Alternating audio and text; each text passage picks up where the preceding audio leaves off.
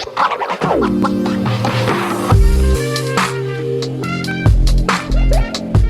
there, welcome back to my channel. My name is Brittney Bundles, and today's video is going to be going over a motivational message that I really felt on my heart to give to you all today. And I want to talk about success not being final. Success is not final at all. And I really wanted to create this video because there are so many entrepreneurs that are subscribed to this channel that are struggling with their business, struggling with keeping it afloat. And I get so many emails from people reaching out saying, I've done this and, it worked, but now this is happening. And, I advertised here and it worked, but now I'm seeing a decrease in my sales. And, what can I do to make sure that my business is staying consistent?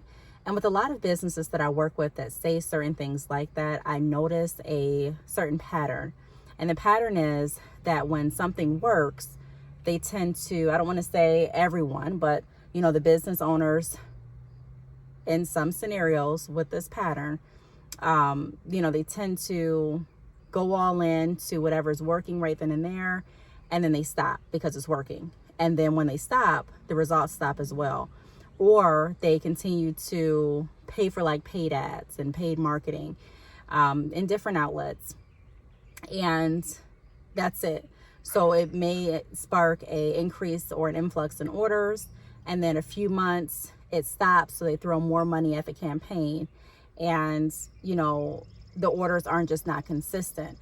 So what I have to say about that is a reminder that success is not final, meaning that even if your business reaches the goal and your definition of what you define as success, it does not mean that your job is done. And I think as entrepreneurs, sometimes we forget that. So that's what I'm going to be going over today in this video. If you are a business owner or if you're considering starting a business and either you are experiencing your business not being consistent and you're like, what the heck is going on? Or you're contemplating starting a business and you're like, this seems like an interesting topic that I want to learn more information about before I start my business. Or, I'm a little nervous to start my business because I am scared that it's not going to be consistent. This is the video for you. So if you are interested, be sure to give the video a big thumbs up. Please make sure that you are subscribed, and let's get right into the video. So the first thing that I want to touch on in regards to this video is there will always be more work to be done. Again, I think sometimes we forget that there is work that goes behind running a business. There are so many times where people have come to me in my personal life and have said certain comments that I used to find offensive. And I say used to because over the years, I have learned to not allow everything to get under my skin, not allow myself to dwell on everything someone says, and really ultimately not to really care so much about what others' opinions of me or my business choices are. But people used to say very frequently, hey, what you do is easy. I wish I could just sit back and do nothing all day and get paid. Or, hey, you're saying you're working hard, but you're really not working hard. I saw what you did, and all you did was read a few emails and make a video, and that's it for the day. Or all you did was package up hair and take it to the post office, so you didn't do any work. And I used to find it so offensive because I used to work, and I still do work so hard on my business to get to the point where I do have the flexibility to do what I want to do each day, structure my day how I want to structure it. I do have the flexibility to be around my children as much as I want to. I do have the flexibility to respond to emails and get paid for doing that. I do have the flexibility to send out hair and get paid for doing that. So all of the things that I have aligned myself to do that looks easy to a lot of people, it wasn't necessarily easy on the back end, if that makes sense. There were a lot of steps that I had to take and I have to continue to take in order for me to be at the position to make money like that. That's kind of like the same analogy of someone running a brick and mortar store, right? And, they're going into the store and they get to set their own hours and they get to staff their store and choose the inventory that they want to sell, and someone coming in and saying, wow, you have it made, all you have to do is just come to work, and this is your own shop, you don't have a boss, and all you have to do is just ring up groceries or ring up products. And it took steps in order for them to get to that point, if that makes sense. You don't see the back end. You don't see them having to stock the inventory. You don't see the money that goes out. You don't see the creativeness that constantly has to be provided in order to keep the business afloat and innovative. You don't see the marketing strategies or the advertising strategies. You don't see the negotiations with the partners that they may have. You just don't see all of that. So all I'm saying is, a lot of times as entrepreneurs and also people looking in on different entrepreneurs' lives, we feel like once we have reached a certain status, that's that. We work so hard to reach a certain number goal, for an example. I'm not a numbers person, but I'm just using this as an example. There are entrepreneurs that get into business and they have a certain goal as to what they want to make each year. I have a certain goal. I have a projection of what I am projected to make each year. Nothing wrong with that. But there are some people that are wanting to reach that goal so bad and so tunnel visioned that all they can see is that goal. So once they reach that goal, they're like, okay, I've done it. I've done it. You know, that's it. They're excited. They're happy. They're not quitting their business, but they're still not actively working the business like they were before when they were trying to reach the goal. And that is so dangerous to the overall success of your business. So that's the first tip. There always will be more work to be done. It's imperative that we find different goals to keep ourselves engaged and working toward achieving new heights constantly. I talk very much on this channel about making sure that you're intentional.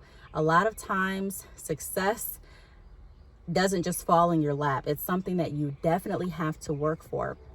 And even once you have reached your idea of success, in order to maintain it, because success is not final, you still have to actively work. Now, you may not have to work in the same way that you did before.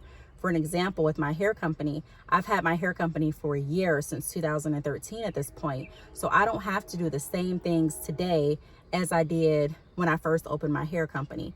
There's a different process. Why I have clientele at this point. I have consistent website visits. I have people that know me from YouTube, from different speaking engagements, from my podcast, and from different, various business ventures that I have, and also different outlets and platforms that I'm on. So at that point in 2013, I did not have that. So I had to move differently then than I do now. Does that mean that I'm not working as hard as I was then as I am now? Not necessarily. It just means I'm working in a different way. And in some aspect, the longer you stay in business, sometimes the easier it will get and the lighter your task will be. But it's still, sorry, I feel like something bit my eye, or bit me right here. But it still doesn't neglect, or shouldn't take away the fact that you still have to actively work. If you're not working, then someone, that sometimes companies hire marketing teams. Sometimes a business owner will hire an assistant that's doing the work to keep the business going. But a business is sort of like a plant. You can get your plant beautiful and green, and everything looks good with the plant or with the flower. But if you're not constantly making sure that it gets the sun, if you're not watering it, if you're not repotting it sometimes if need be, there's no way that it's going to keep on growing. I mean, some plants do, but you get the analogy that I'm trying to paint here. Now, the second tip is there's always more to learn. So this is something that's big too. Working with different people. I am so intrigued with people. I made a post about that on my Instagram a few days ago. So if you're not following me on Instagram, please do so. It is at Brittney_bundles. I'll put it across the screen.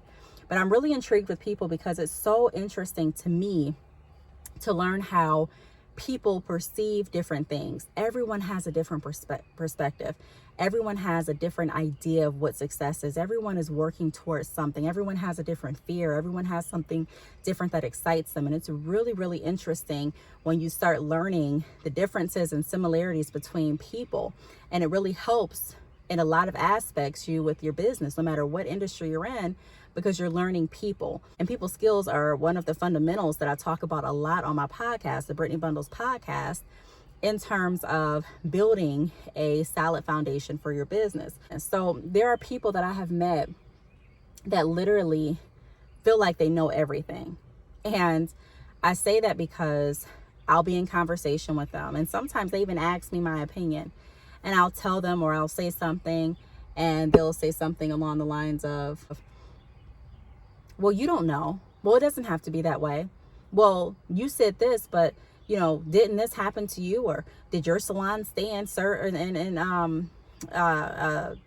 business, or they'll say something like that along those lines, and I can tell that they're getting offended. Some people have even said, hey, I don't really want to hear how to do this. So some people will ask you like questions aside from business as well, questions about their personal life, and get mad about your opinion once they ask it. Or some people will get mad about the questions that you ask in regards to business, or the questions that they ask you in regards to their business, and get mad when you give them general advice. They want to hear it, but they don't like what they're hearing. So not everyone is willing to learn. And I've learned quickly as an entrepreneur, it is very important to learn, to take feedback, to get over not wanting corrective criticism. So that's something that you're going to want to try and strive to get over, because you don't want to have your business at a standstill because you're not willing to accept different perspectives and advice. Now, with that being said, I've said this in a lot of videos. This does not mean that you have to constantly adhere or even take heed or action to everyone's advice or recommendation, because that's just not realistic. Everyone feels like they know what's best for your life. Let me explain this. Let me say this too, while I'm on this topic. Have you ever noticed someone in life that constantly gives advice to everyone, but you have noticed that their life stays stagnant? Like they have the best ideas and they have the best tips and best advice for everyone else's life but theirs. And people like that, I don't think they're necessarily, trying to hold you back or jealous, or, trying to make you feel a certain way that you shouldn't feel. I'm not going to go that deep with it at this point, but I can say that goes as an example to showcase and show you that a lot of times it's easier for people to point out other people's mistakes and to guide other people's lives in their mind than it is for them to actually bring that advice and those tips and those theories into production and success in their own life. I'm pretty sure a lot of people have experienced that, working with someone or talking to someone that has the best advice for everyone, and you're looking at the fruits of their labor and you're like, well, what the heck? If you knew all of this, if you had all of the information, you may have a thought in your mind as to, well, why don't they manifest this in their life? Why don't they bring these tips to production and reality in their life? So all I'm saying is, it is important to continue to learn and to not block things out, to not get offended if someone gives you the recommendation. Of course, you don't have to take everyone's, but it is imperative that we continue to learn. I don't know everything about the hair industry, although I've had a hair company since 2013. I don't know everything about sales, although I have been in sales since I was 18. I still have to learn. I don't know everything about building relationships, although I have a lot of experience in that aspect. I still have to learn. I don't know everything about business credit, although I was a loan officer. I still don't know every single thing. So that's what I'm saying. You have to constantly learn. And the way that I constantly learn is I set different goals, like I mentioned in the beginning of the video. And I have different goals that pretty much require me to take my business and my mindset to different heights. So that incorporates reading different books. Before I started my business, honestly, I didn't really like reading. And some days I don't like reading. But because I do have my business, and because I do want to continue to learn, and because I do want to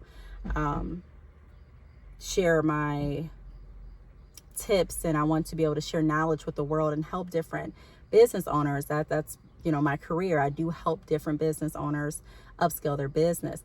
I want to make sure that I am constantly learning so that I can give you all, whoever is booking my consultations, if you're not, be sure to go to my website at btalks.com and do so.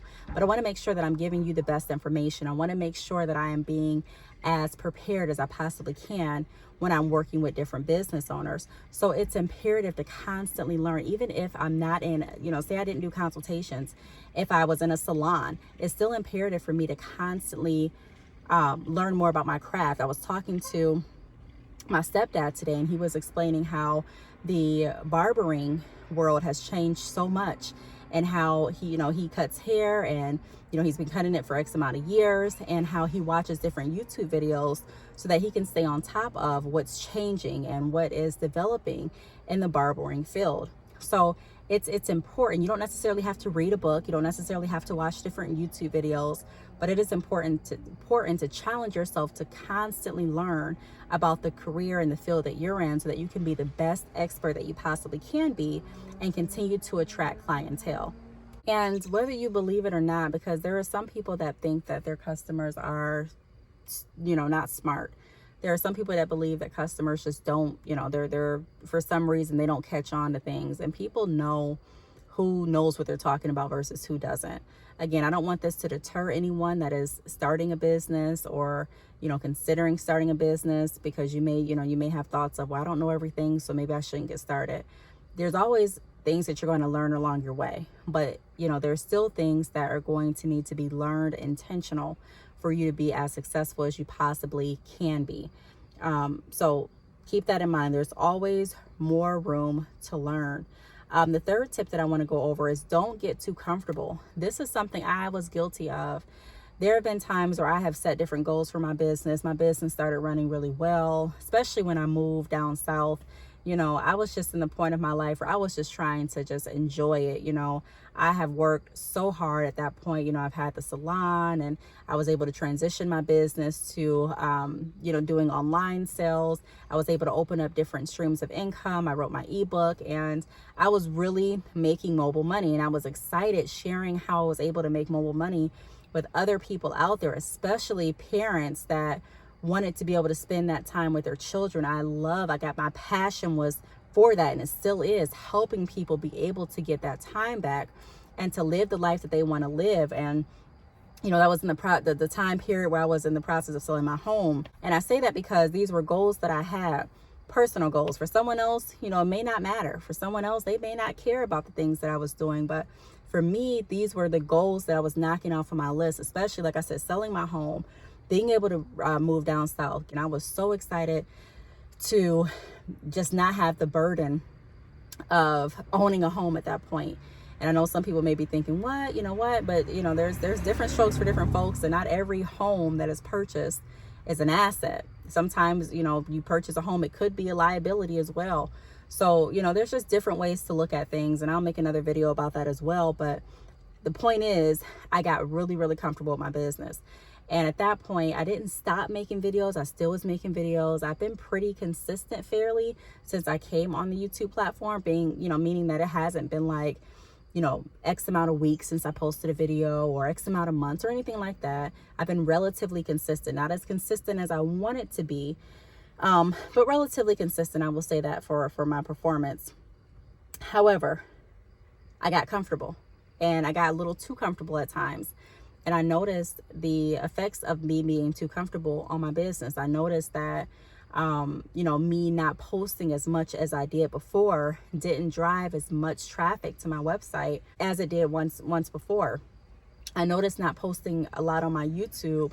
It did have an effect on my numbers as far as like the analytics and as far as my money that I was being paid. And I'm not a strictly numbers person, but I look at the action steps, the behaviors behind what the results are yielding. And to be honest, my behaviors were not intact because I got too comfortable.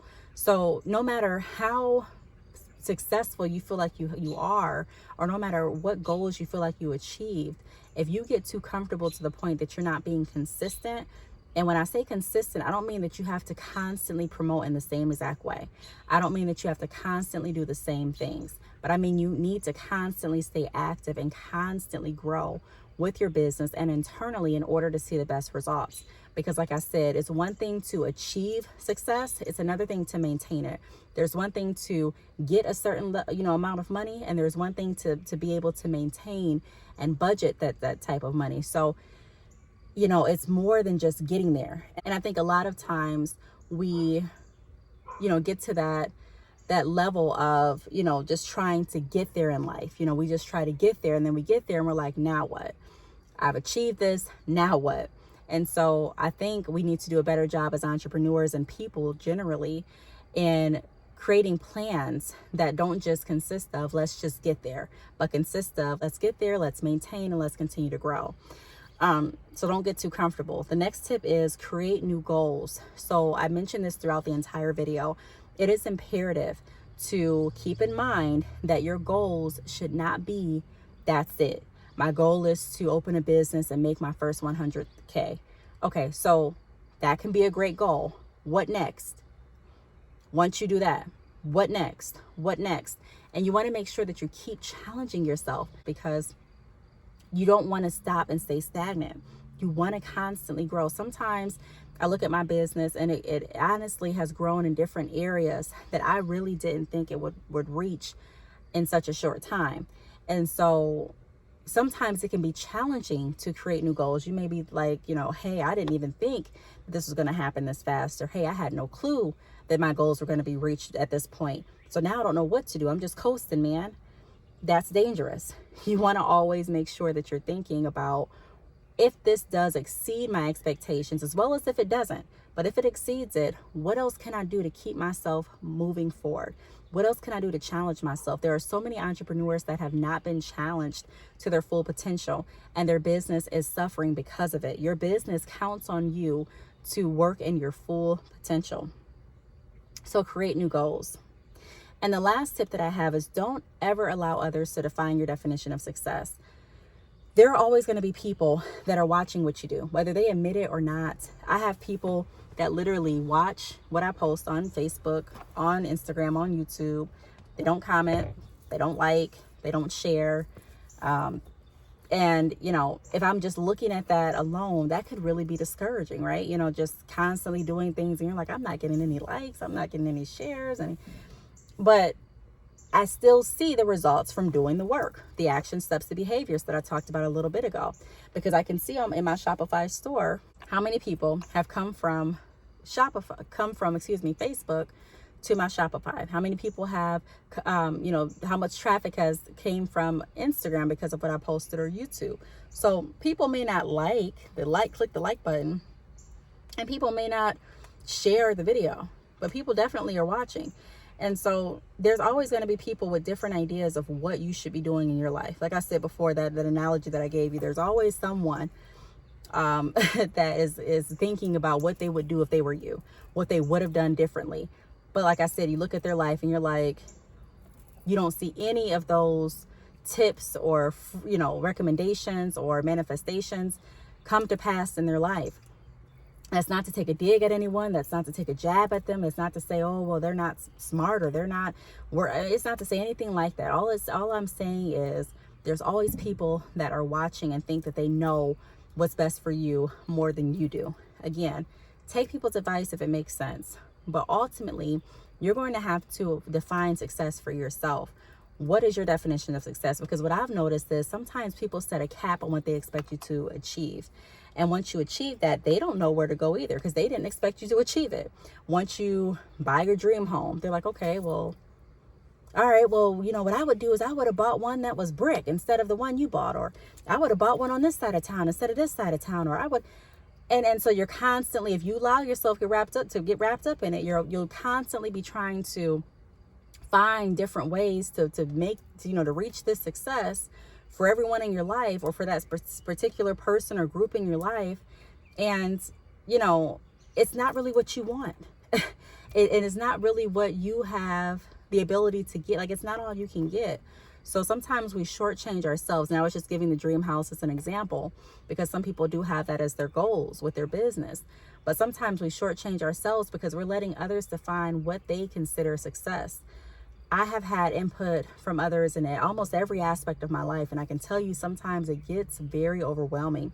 I actually made a video on my Patreon. It's a girl talk video going over having too many hands in the pot and how it can really cause confusion. I don't think, again, that people are necessarily trying or aiming to confuse you or to halt your life. Some people are, but not everyone. Some people genuinely want to help. But I'm just saying that not everyone knows what success is for you. I've learned this really quickly. I was looking at certain places to live, and for me, I didn't want to live in, certain areas. But for someone else, they loved living in those areas and they liked it. Not saying there was anything wrong with it, not saying it was a dangerous area or a bad area or lower than average area or anything like that. It was just saying my preference, I didn't want to stay there.